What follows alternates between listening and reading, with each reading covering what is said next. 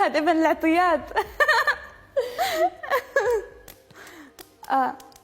ايش بيني ناصر صديقي بصراحه، بس هو من الناس العزيزه علي في التيك توك، يعني انا بحب اطلع معه. حسيتك سالي من اول البرنامج تقولي لنا صديقي صديقي، كانه الناس ما بتعرف يعني.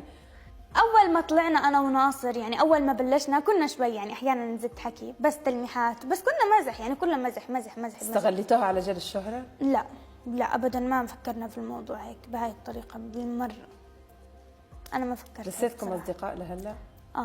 انا وناصر اصدقاء. ليش جيت فتره شفناكم ما عادش تبثوا مع بعض؟ ما عاش، بس كان في بيننا مشكله وبعدين يعني اصدقاء ما بتصور تصير بيناتهم المشاكل هذه؟ لا بالعكس، يعني لو كان صديق عادي ما بتصور. هو مش صديق عادي بصراحه، هو صديق عزيز. صديق عزيز اقوى من صديق عادي شوي. لا صديق، بس صديق. انا وناصر اصدقاء بس هو عزيز، يعني في صديق عادي، في زميل. ناصر ما بعتبره زميل يعني، عرفتي؟ ما عندك مشكله ترتبطي مع حدا في السوشيال ميديا؟ مع حدا في السوشيال ميديا؟ لا، ما بحب ارتبط مع حد في السوشيال ميديا بصراحه. ليش؟ لانه انا ما بدي اكون يعني انا لما اتزوج رح ابعد عن حياه السوشيال ميديا كليا، ما بدي اكون مرتبطه مع حدا بالسوشيال ميديا اصلا. ناصر ما بيعجبك كافة احلامك؟ ناصر حدا كثير منيح ومرتب. لا هو سؤال، ناصر ما بيعجبك كحدا من فتاة احلامك؟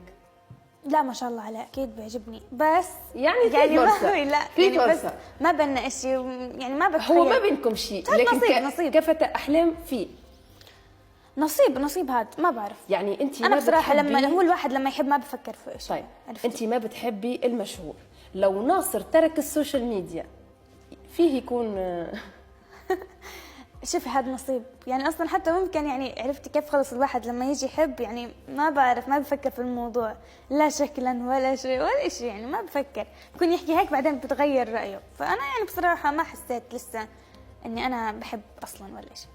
الصراحة سالي كانت صريحة معنا كثير، لكن خايفة شوية من التصاميم، أنا بعرف. طبعا أنا شفت التصميم هلا، شوفي مع صورة ناصر. يلا ننتقل مع بعض للفقرة الثالثة.